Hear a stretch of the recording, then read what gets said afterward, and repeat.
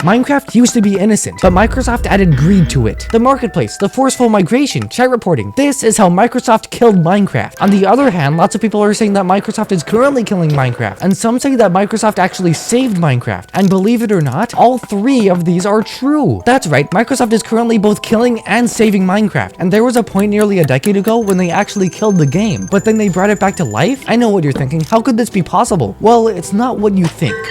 You see, way back in 2014 when Microsoft bought Minecraft, people were extremely worried because nearly everything that Microsoft has purchased has failed right after they bought it. Microsoft bought Skype in 2011, and Skype shut down literally last month. Microsoft bought Ensemble back in 2001, and it shut down 8 years later. Microsoft bought Lionhead Studios in 2006, but it shut down 10 years later. And that's just 3 examples. There are many more companies and organizations that Microsoft has bought that failed under their control. This was thought to be the same with Minecraft at one point. When Microsoft bought Minecraft for $2.5 billion, people immediately thought that the game would die, and they were kind of right. They bought the game, or I guess Mojang Studios, in 2014 and just kind of let it sit there. Nothing at all happened with Minecraft in the entirety of 2015, and the game was dying. Of course, Minecraft Story Mode released that year, but that wasn't even entirely Microsoft, because MCSM was in development since late 2012, 2 whole years before Microsoft made their decision. But Microsoft is a multi-trillion-dollar company. They were cooking up something huge, and that huge thing was the grand reignition of Minecraft hype, the 1.9 combat update, released on February 29, 2016, the most controversial update in Minecraft history. Most of you already know the story, so I'm not gonna tell it again. But from Cave Game until Minecraft 1.7.10, Minecraft was thriving. In fact, the game peaked in 2012 according to Google Trends, and most of this is because of OG Minecraft YouTubers. And for those of you who want me to name your favorite childhood Minecraft YouTubers, there was DanTDM, Stampy Longheadnose, popular MMOs, Exploding TNT, Jerome ASF, Captain Sparkles, LD Shadow Lady, The Yogscast, Etho, Preston Plays, and others. But when Microsoft bought Minecraft, the game and the way it was made switched. And I'm not talking about the Nintendo Switch, or the Nintendo Switch 2, or the Nintendo Switch 3. Minecraft updates changed from absolutely game-changing to minor excuses for updates. Okay, I'll admit it, 1.9 was a big update. It added elytras, entities, shields, offhand, spectral arrows, tipped arrows, and the new combat system. But this new combat system divided the community so much that the division still exists today, nearly a decade later. You see, most of the community plays modern Minecraft, so versions after 1.9 with the new combat. But something that conflicts that is Hypixel, which is still on version 1.8.9. Oh, and an extra thing, it's the most popular server in Minecraft history. That's right, Hypixel, the most popular Minecraft server ever, still uses almost 10-year-old PvP. But that's not a bad thing. It's because people really like it. This is a really controversial topic, but I actually really like the new combat changes, which is why you're seeing 1.9 footage instead of 1.8 footage right now. And here's 1.8 footage for people who like that. But if you think the old combat is better, then you do you. Fight a war in the comments about which version is better. I don't know. Back on topic. Ever since Microsoft released 1.9, they became scared to change the game because they didn't want to divide their own community like this ever again. So the solution? Just stop updating Minecraft. But there's a problem to that solution. If you stop updating Minecraft, then players will stop playing, and players mean money, and money means happiness to giant corporations. So therefore, game must have players to get money for happy. So Microsoft went with a middle ground. Still frequently update Minecraft, but only update it just to update it. Stay safe and don't change the game much. Only add like 2 things per update. So in that same year came the next update, 1.10, the Frostburn update, which added polar bears and magma blocks, and